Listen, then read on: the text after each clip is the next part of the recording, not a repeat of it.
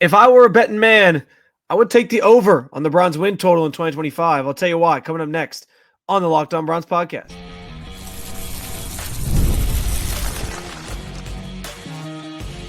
You are Locked On Browns, your daily Cleveland Browns podcast. Part of the Locked On Podcast Network, your team every day. What's up, Dog Pound? I'm Spencer German, your host of the Locked On Browns podcast. I'm proudly covering your Cleveland Browns each and every single day in the land and on the road. There's a realistic expectation for the Browns win total to be higher than the number Vegas is given credit for. I'll explain. Also, I'm expecting Dawand Jones to be up first at left tackle this season, and ignore all the political theater. The Browns will be playing in a dome come 2029. I do want to thank you for being in every day with the Locked On Browns podcast, making us your first listen every single day. Remember, you can find Cleveland Browns content with Locked On Browns every week, Monday through Friday, guaranteed, with bonus content on some weekends as well, and it's totally free to you. Also, make sure you hit that subscribe button wherever it is that you get your podcast, and of course, the Locked On Browns YouTube channel. You can also get involved in the show by sharing your thoughts on anything we discussed today in the comment section. This is your team, so be part of the conversation every single day. And everyone is playing the schedule game like I did last week when the schedule came out. There's going to be plenty of opinions on what the Browns record will be next season. And this time, I will say this, the schedule release always tends to come with, I think, more optimism for people. You see the schedule, you start mapping it out, you get excited.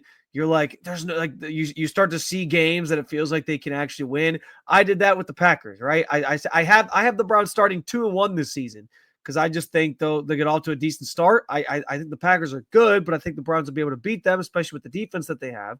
And that is kind of at the premise of why I think the win total that I've generally seen for the Browns is lower than what I think they maybe deserve. Also, for what it's worth, guys, like I do think there's a lot of people who are going super low just because they're coming off a 3-win season. And I get it when you're coming off a 3-win season, when that was your record last year, 3-14, you are not going to get the benefit of the doubt from most people. And I can wrap my head around that. I can totally understand that. You know, I think that's fair because you got to earn it. You have to earn that respect in this league. You have to earn that respect from fans. You have to earn that respect from the pundits. Nobody is going to sit there and tell you the Browns are a Super Bowl contender or they're going to the playoffs or any of those things. And a lot of that is tied into their quarterback situation. But I think it's important to recognize, like, as you talk about this roster, last year, people were calling this roster underrated and a sneaky playoff contender and a dark horse playoff contender or a dark horse even Super Bowl contender. And it's the roster has changed for sure. There's definitely a lot of new pieces and parts. You know, there's no Zadarius Smith on the defense. Like there's things that have been altered with this team now. But the cornerstones are still there. Your Myles Garrett's, your Denzel Ward's, your offensive line still largely intact with a lot of guys that we were talking about banking on last year. And frankly, late in the year, I thought the offensive line looked better as they got back to the basics of what they wanted to do. Now, you still have some questions, left tackle being one of them, which, by the way, we'll talk about coming up. But yes, like I think there's reason for optimism in certain areas. If you thought the roster last year was going to be pretty good, I don't know how all of a sudden we think this year it's just a complete garbage roster. And like here's the thing. For 7 weeks last year, the offense in particular was historically bad, historically putrid under Deshaun Watson. A lot of their failures last year were baked in the offense being miserable.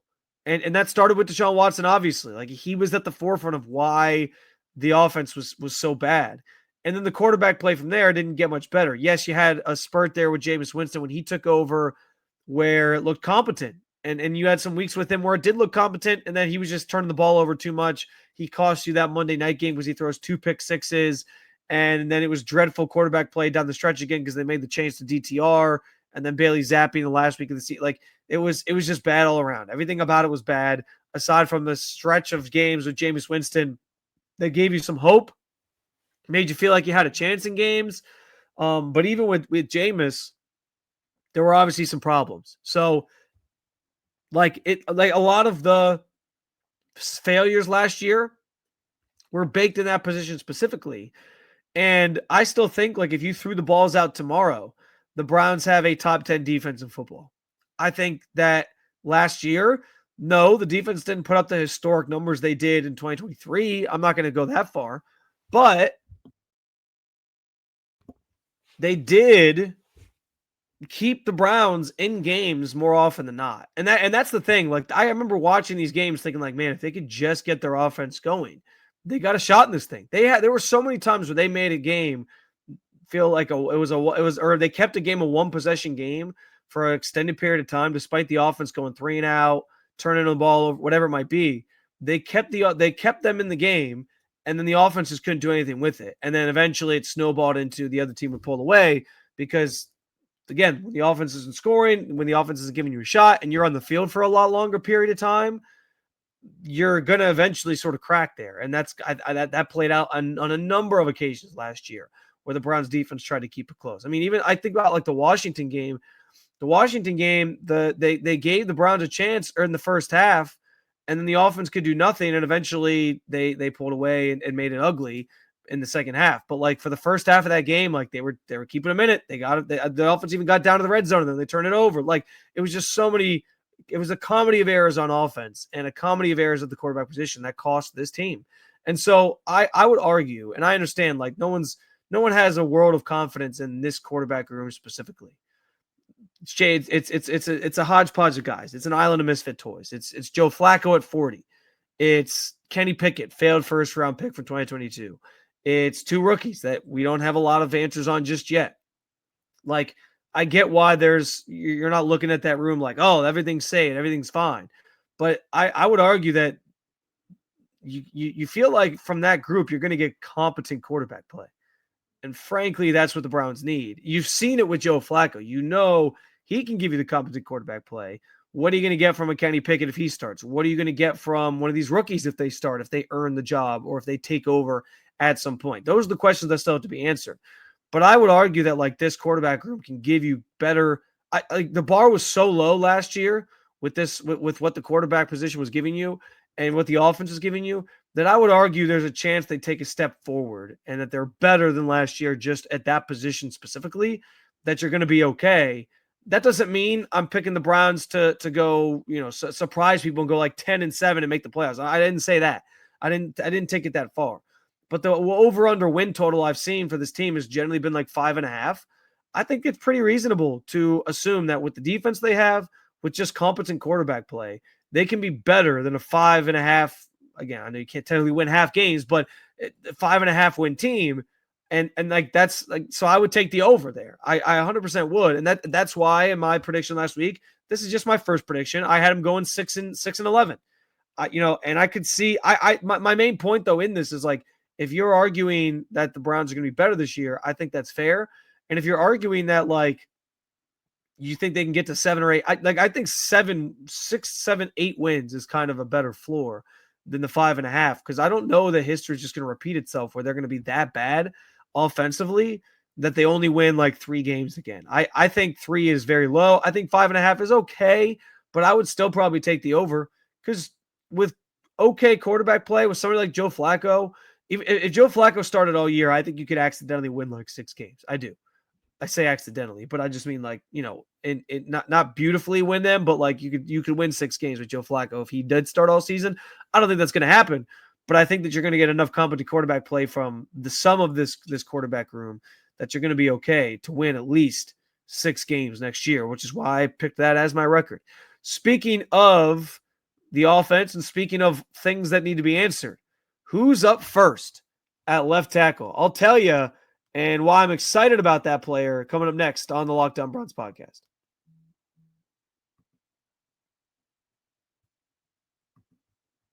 Say goodbye to sticky notes, scribbled plans on the fridge, and overlapping calendar invites. The Skylight Calendar is here to bring clarity to the chaos and help families stay organized without the stress. This sleek digital display syncs with your existing calendars, Google, Apple, Outlook, and more, making it simple to track appointments, practices, dinners, and reminders all in one easy-to-see place.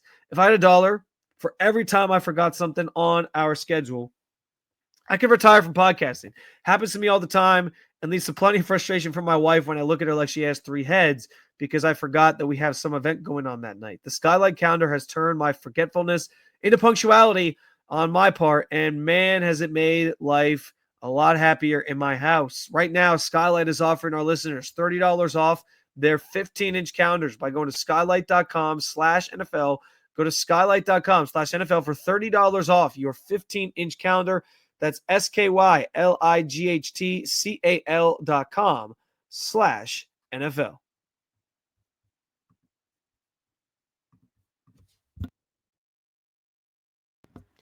So Dawand Jones is going to get the first crack at left tackle this season for the Browns, and I think it's the right move. I think it's going to be an exciting experiment to watch play out because here's the thing. Like we know that the Browns are sort of piecemealing that position together right now. They did not address this position in the draft. They Jed Wills isn't coming back through that door. That ship has sailed. They're done. They're done trying to make it work with a first with Andrew Berry's first round pick that he ever made.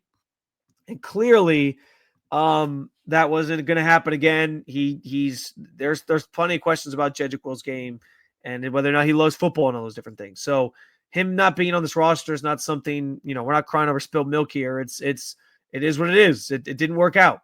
And so you had to find the left tackle of the future. But I think Dawand Jones gave you something. And yes, he broke his leg last year. He's coming back from that. I know that he is out there right now during the portion of teamwork during OTAs that the media hasn't been at yet. We get a chance to go late next week. We'll get a chance to go out there and see OTAs live and in person. And then you got veteran minicamp the week a couple weeks after that. So still some things happening in the meantime while we're not there. But during this section of the schedule for the Browns, he is out there. He is back working with the team. So I can tell you, like, his recovery went smoothly. This is not a knee injury situation. It's a broken leg. It's the same sort of thing that somebody like Zach Zinter dealt with last year. And he was back in plenty of time for the start of the regular season. Same thing here with Dawand Jones. And so he is going to get the first crack at it. I think that's the right move. And I mean, listen, like, it's not, I don't even necessarily think it's a surprise. I think people kind of figured this is the route they would go. You got Jack Conklin this year, renegotiated his contract to a point where he is in the last year of his deal, but you're not moving him. You're going to leave him right on the right side because you feel good about that. And he's going to get a chance to earn himself another contract here from either the Browns or somebody else if he can play well. Dawand is this fourth round pick that you're hoping you can turn into a viable player and a cornerstone player along the offensive line for the Browns, somebody that they're hoping can, become a staple up front that they can bank on for years to come. And there have been spurts where you've seen him be able to hold his own. I mean, the games against the Steelers where he's blocking TJ Watt into oblivion and keeping him away from the quarterback. Like there's promising things there, especially given his size, that the Browns are banking on. And now they're hoping it comes together just on the opposite side of the offensive line. And I do think there was some encouraging signs that he could play the left side. He played it for 3 games last year. It was week 8, week 9, and then week 11 after the bye against New Orleans. And the New Orleans game was his best game that he played based off PFF grades. Now, he didn't play a ton of snaps because that was the game he broke his leg in. But you saw some promising stuff there in that game.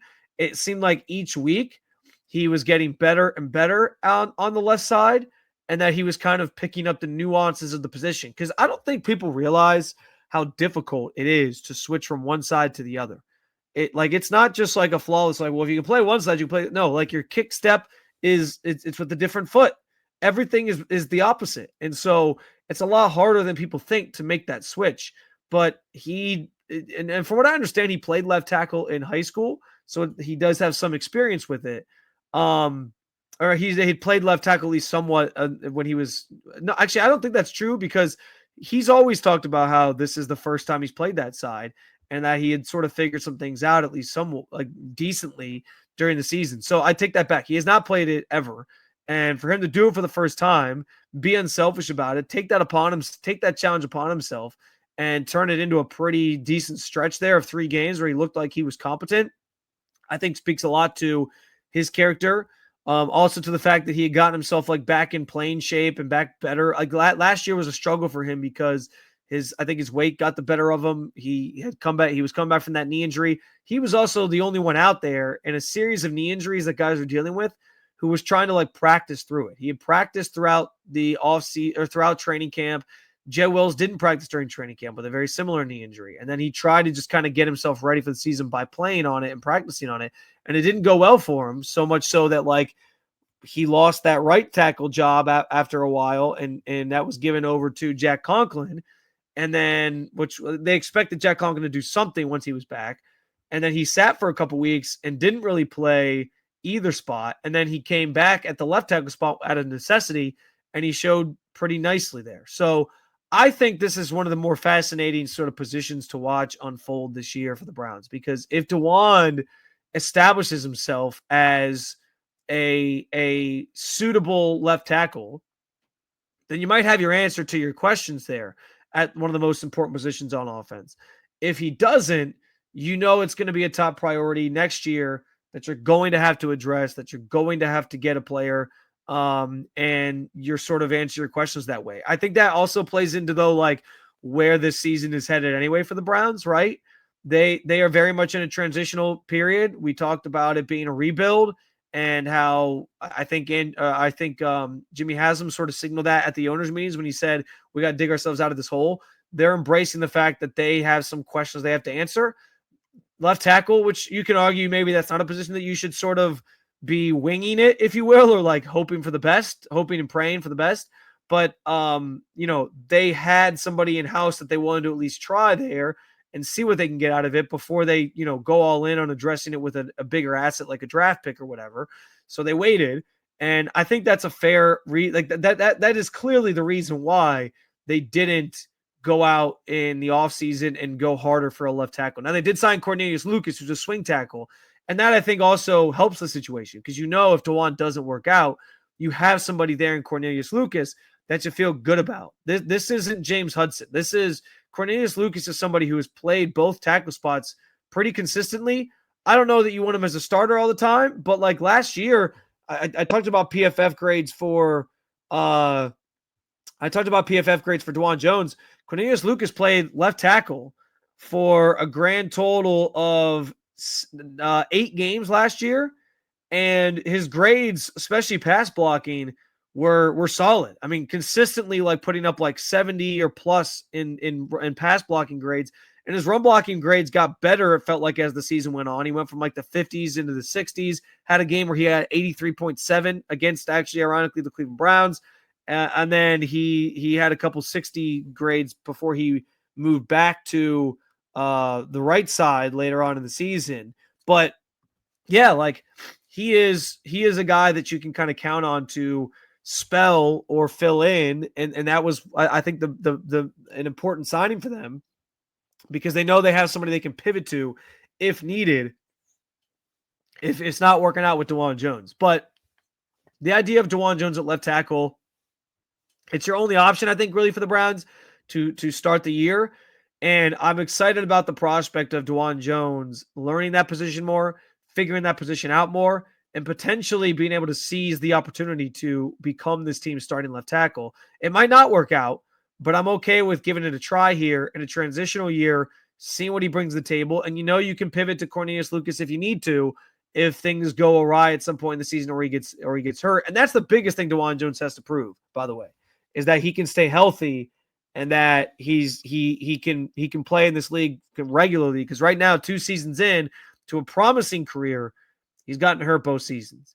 The Brook Park Dome is coming, whether you like it or not. We'll talk about it coming up next on the Locked On Browns podcast.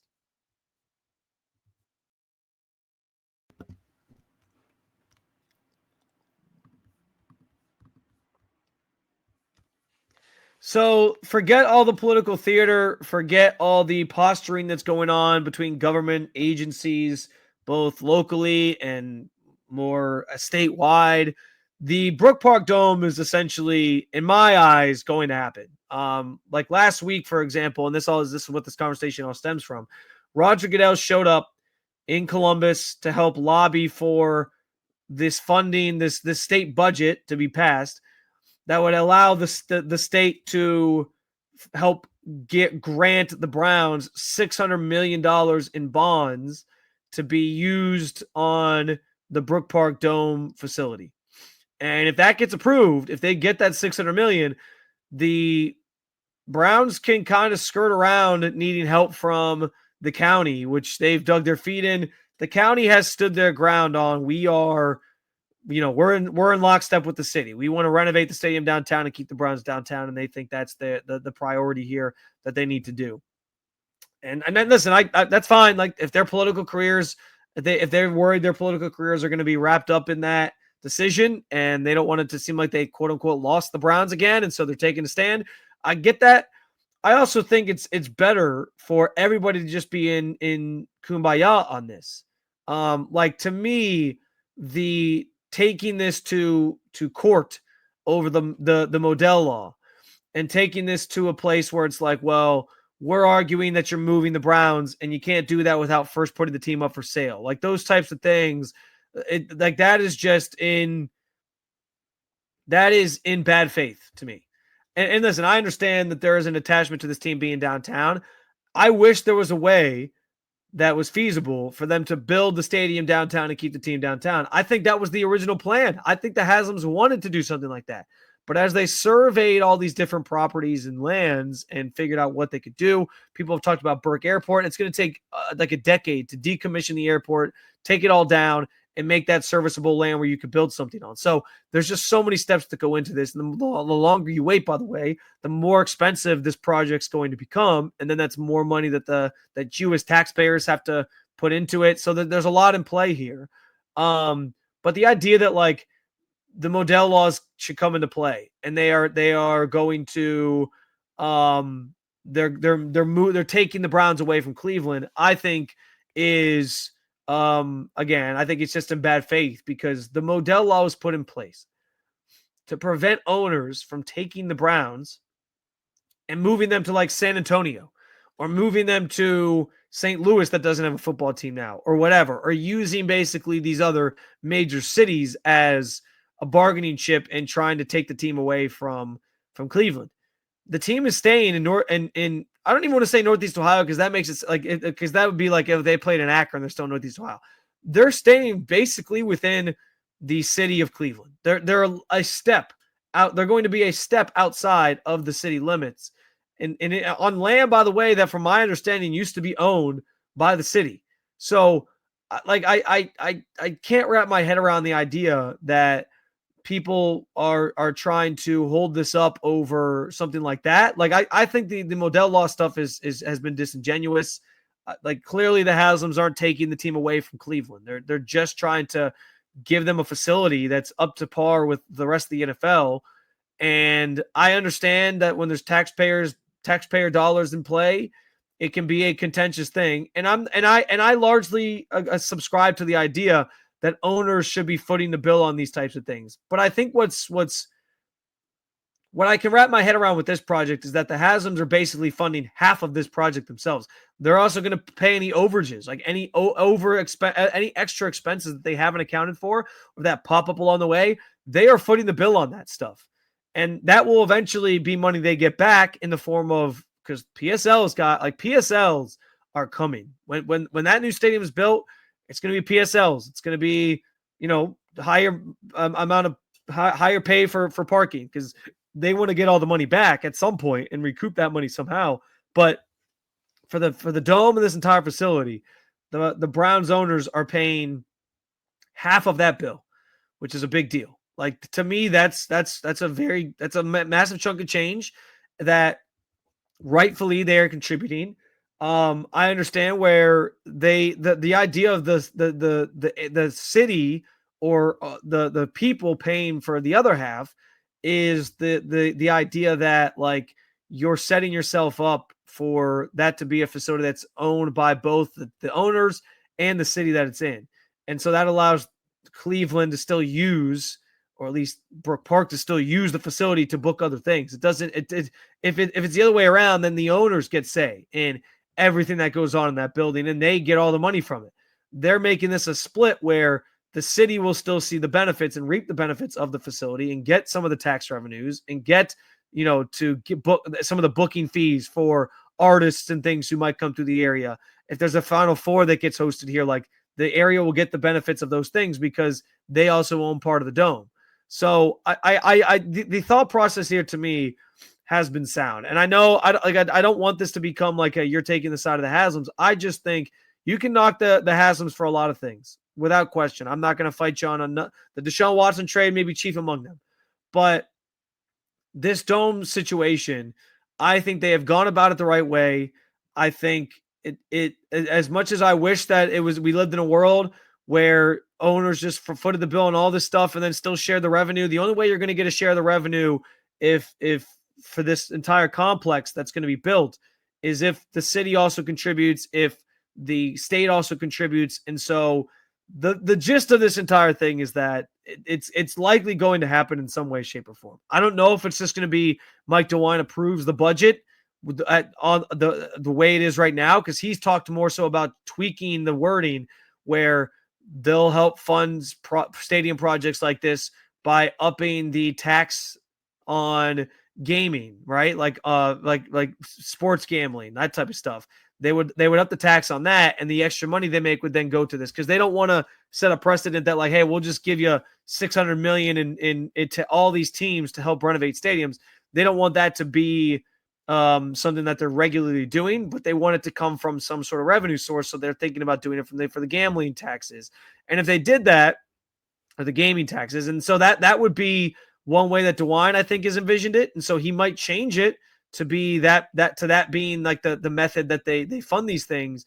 But for all intents and purposes, it feels like the Browns are operating under the premise that this budget's going to get passed in some way, shape, or form, and that they're going to get this money in some way, shape, or form from the state, whether it's the gambling taxes or it's the approved budget the way it is right now.